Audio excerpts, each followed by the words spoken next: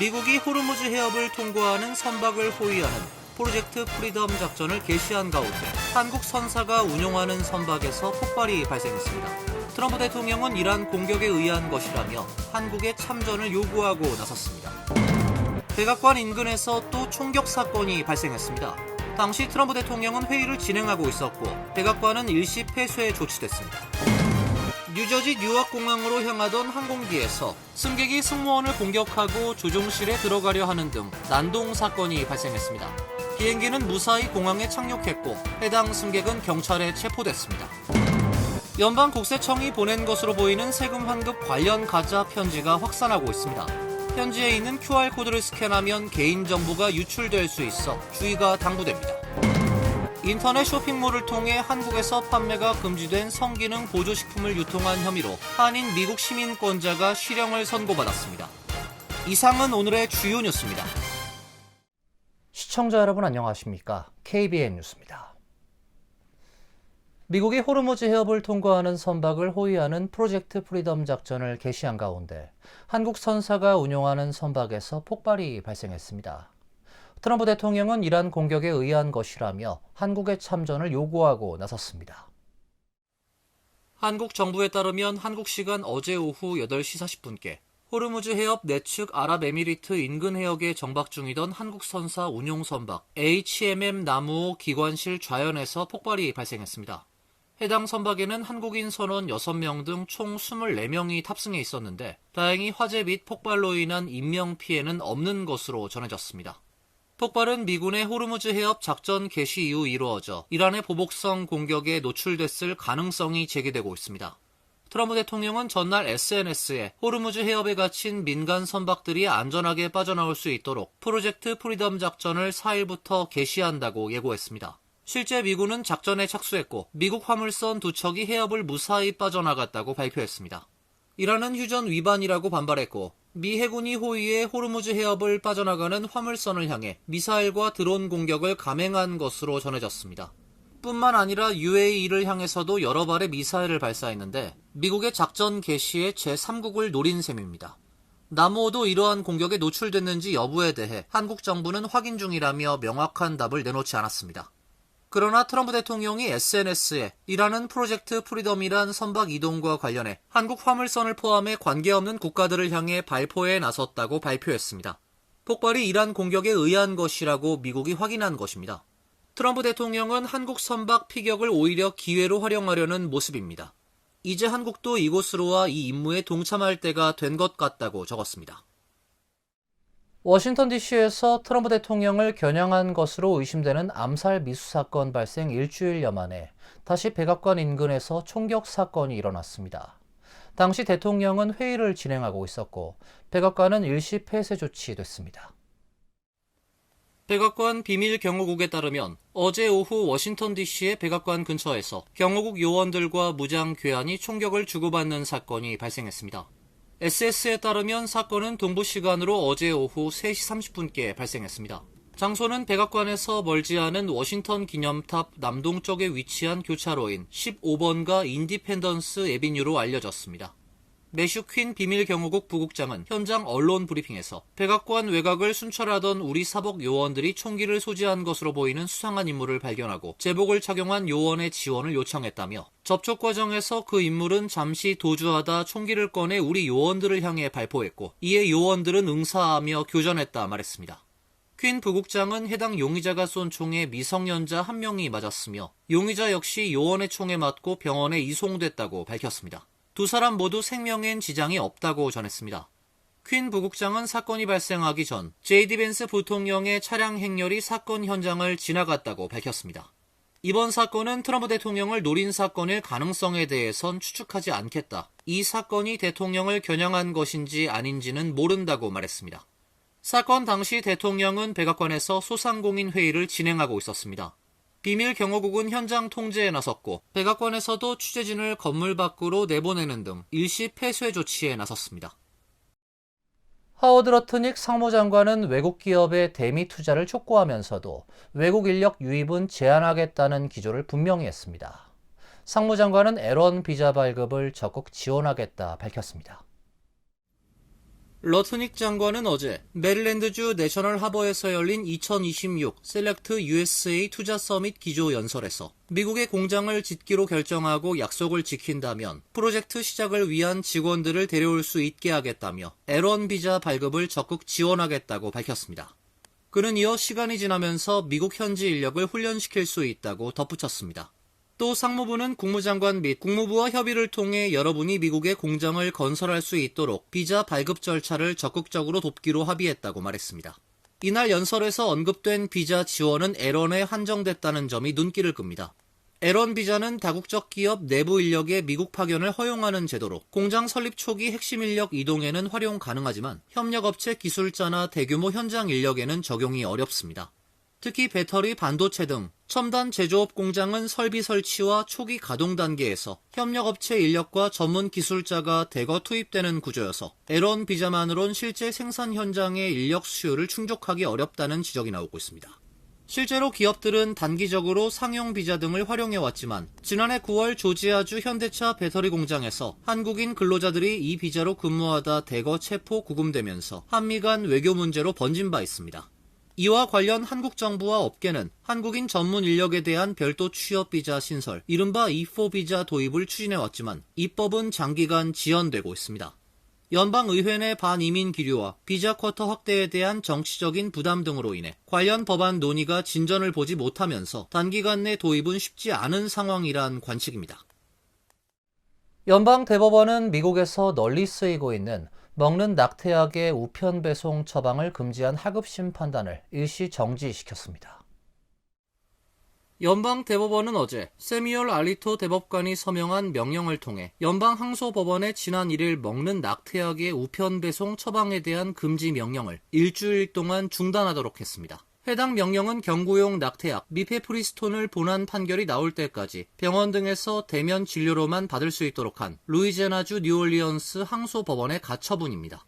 미페프리스톤은 원래 대면 처방만 가능했지만 2021년 코로나19 팬데믹 당시 절차가 완화됐고 식품의약국은 이후 2023년 규정을 고쳐 원격 진료 후 우편으로도 약을 배송받을 수 있도록 했습니다. 루이지애나주는 FDA의 이와 같은 규정이 모든 단계의 임신에서 낙태를 금지하는 주 법에 어긋날 뿐더러 약물을 일으키는 부작용 위험을 무시했다며 소송을 제기했습니다. 가처분 명령은 루이지애나주뿐 아니라 낙태가 허용된 주를 포함한 미 전역에 영향을 미치는 만큼 제약사 덴코 레버러토리스는 이튿날 효력 정지를 요청하며 항고했고 이 항고가 받아들여진 것입니다. 미국 내 낙태의 대다수는 약물로 시행되며 이 같은 약물 처방의 4분의 1은 원격 진료를 통해 이루어진다고 AP통신은 전했습니다. 뉴저지 뉴아크공항으로 향하던 항공기 안에서 승객이 승무원을 공격하고 조종실에 들어가려 하는 등 난동 사건이 발생했습니다. 다행히 비행기는 무사히 공항에 착륙했고 해당 승객은 경찰에 체포됐습니다. CBS에 따르면 48세 남성이 지난 2일 도미니카 공화국에서 출발해 뉴저지주 뉴아크 리버티 국제공항에 착륙하려던 유나이티드 1837편 기내에서 난동을 부린 혐의로 경찰에 체포됐습니다. 이 항공기에는 승객 170명과 승무원 6명이 탑승하고 있었습니다. 경찰은 정신 감정을 위해 남성을 인근 병원으로 이송했다고 전했습니다. 당시 관제탑 녹음 기록에서는 조종사가 누군가 우리 승무원 중 한 명을 공격한 것 같다며 한 남성이 방금 승무원 한 명을 공격했고 앞쪽 메인 객실 문을 열려고 시도하고 있다고 말하는 내용이 담겼습니다. 유나이트 항공은 성명을 통해 현지 경찰은 유나이티드 항공 1837편이 예정대로 뉴아크 국제공항에 도착하자마자 난동을 부린 승객을 제지하기 위해 대기하고 있었다며 동료 승무원과 승객의 안전을 위해 노력해주신 승무원 여러분께 감사한다고 밝혔습니다. 연방항공청에 따르면 올해 미국에서 약 500건의 승객 난동 사건이 보고됐습니다. 항공청은 항공사 승무원을 폭행, 위협, 협박하거나 업무를 방해하는 사람은 형사처벌을 받을 수 있으며 위반 건당 최대 3,658달러의 벌금이 부과될 수 있다고 강조했습니다. 사기 사건이 갈수록 치밀해지고 있습니다. 연방국세청이 보낸 것으로 보이는 세금 환급 관련 가짜 편지가 확산하고 있는데요. 편지에 있는 QR코드를 스캔하면 개인정보가 유출될 수 있기 때문에 주의가 당부되고 있습니다. 애틀랜타 지역방송 WSB-TV 보도에 따르면 한 주민은 IRS에서 온 것처럼 보이는 편지를 받았습니다. 해당 편지에는 은행 계좌 정보를 업데이트하라며 QR코드가 포함되어 있었으며 해당 주민은 나는 환급을 받을 상황이 아니어서 이상하다고 느꼈다며 의심했다고 말했습니다. 전문가들은 이런 편지의 경우 QR코드를 절대 스캔하지 말 것을 강력하게 권고했습니다. 이런 방식은 개인정보를 빼내려는 사기범들의 대표 수법이라며 특히 은행 계좌 정보는 사기범에게 금광과 같은 정보라고 경고했습니다. 다만 일부 편지는 IRS가 발송한 것일 수도 있습니다. IRS가 종이수표 대신 계좌이체 확대를 추진하면서 은행 정보 요청이 늘어나고 있는 것은 사실입니다. 그러나 IRS 측은 특정 공식 통지서는 QR코드를 포함하지 않는다고 밝혔습니다. 따라서 QR코드가 있다면 사기일 가능성이 매우 높다는 의미입니다. IRS는 공식 웹사이트 계정을 로그인해 해당 통지서가 실제 존재하는지 확인하라고 권고했습니다. 모든 공식 서류는 온라인 계정에서도 확인이 가능합니다. 따라서 의심되는 편지를 받으면 일단 IRS 공식 웹사이트에서 직접 확인하는 것이 최선입니다. 인터넷 쇼핑몰을 통해 한국에서 판매가 금지된 성기능 보조식품을 유통한 혐의로 한인 미국 시민권자가 실형을 선고받았습니다. 한국 법조계에 따르면 부산지법 형사 7 단독 장기석 부장판사는 식품위생법 위반 혐의로 기소된 60대 남성 A씨에게 징역 1년 6개월을 선고하고 추징금 4,700만 원을 명령했습니다. 미국 시민권자인 A씨는 2012년 3월부터 2013년 5월까지 항공택배 등의 방법으로 성기능 보조식품을 한국에 반입해 1,413회에 걸쳐 인터넷 쇼핑몰 등에서 판매를 한 혐의를 받고 있습니다. 거래 금액은 2억 3천만 원이 넘었습니다. A씨 범행에는 친동생과 고교 동창 등이 가담한 것으로 의심됐으나 재판 과정에서 단독 범행인 것으로 결론이 났습니다. 장 부장판사는 기준과 규격이 고시되지 않은 화학적 합성품이 포함된 식품을 판매하는 행위를 국민 보건의 안전에 중대한 침해를 가져올 수 있는 범죄라고 판결했습니다. 교내 스마트폰 사용 금지가 수업 집중력과 학생들의 심리 상태 개선에 효과가 있다는 연구 결과가 나왔습니다. 다만 학업 성취도 향상으론 이어지지 않는 것으로 나타났습니다.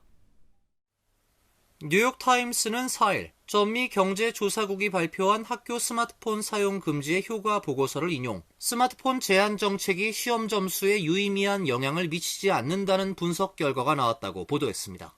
이번 연구는 스탠퍼드 대학교와 듀크 대학교 등 주요 대학 연구진이 2019년부터 26년까지 약 4만 개 학교를 추적 조사한 결과를 토대로 진행됐습니다. 보고서에 따르면 최근 3년간 미국 50개 가운데 약 3분의 2가 교내 스마트폰 사용을 제한하는 법안을 도입했습니다. 일부 학교는 등교 시 학생들의 스마트폰을 일괄 수거하기도 했습니다. 그럼에도 전체 시험 점수는 통계적으로 유의미한 변화가 없었으며 효과는 사실상 없는 것으로 보고됐습니다. 고등학교에서는 수학 성적이 소폭 상승했지만 증가폭은 체감이 어려운 수준인 0.024 표준 편차에 머물렀습니다. 반면 중학교에서는 성적이 소폭 하락해 전체적으로는 큰 변화가 없었습니다. 연구진은 성적은 스마트폰 사용 여부보다 가정환경이나 교수 방식 등 다양한 요인의 영향을 더 크게 받는다고 분석했습니다. 실제로 우수한 교사의 적극적인 지도가 스마트폰 금지보다 약 5배 높은 학업 성과 개선 효과를 보인 것으로 평가됐습니다. 성적과 별개로 학교 현장에서 체감되는 변화는 긍정적이었습니다.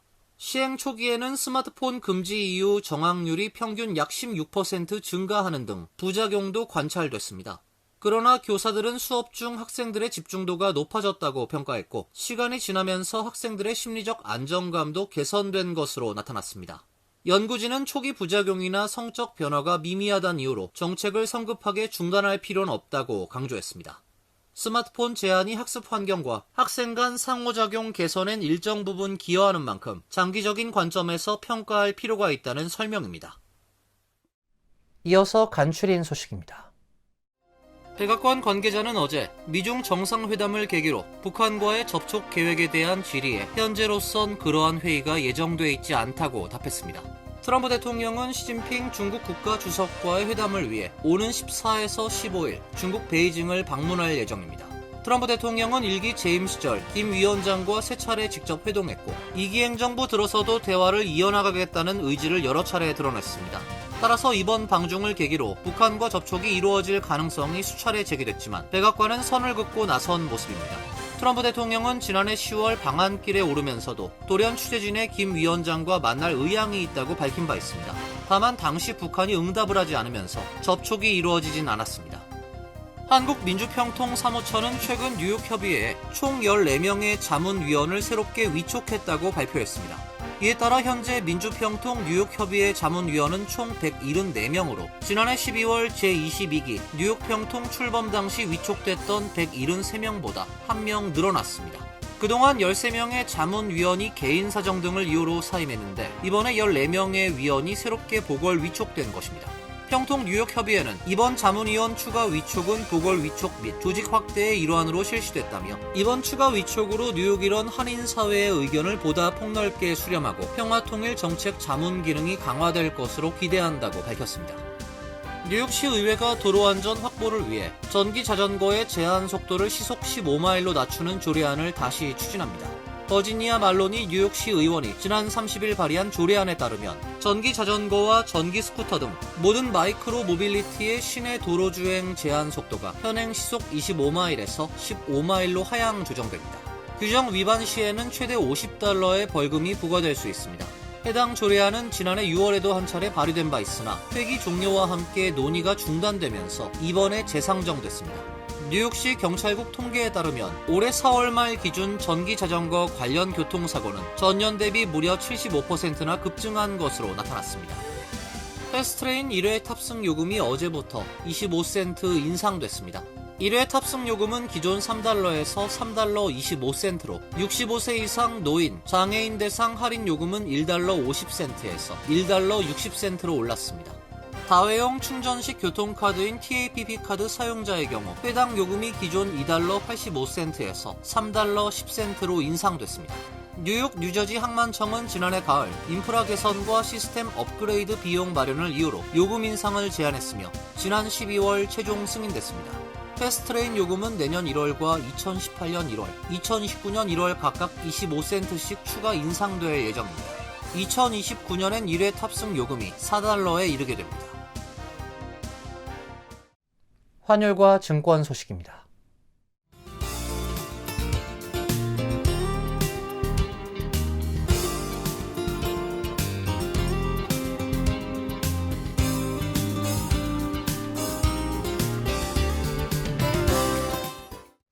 이어서 날씨입니다.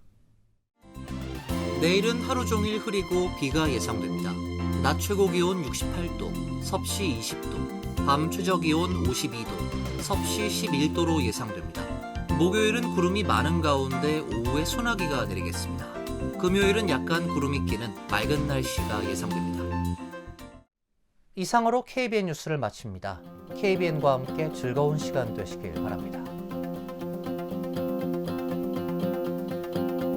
동부 최대 한인방송 KBN이 제작하는 KBN 뉴스는 웹사이트 mykbn.com 그리고 유튜브와 페이스북에서 다시 보실 수 있습니다. 좋아요, 구독, 알림 설정은 뉴스 제작에 큰 도움이 됩니다.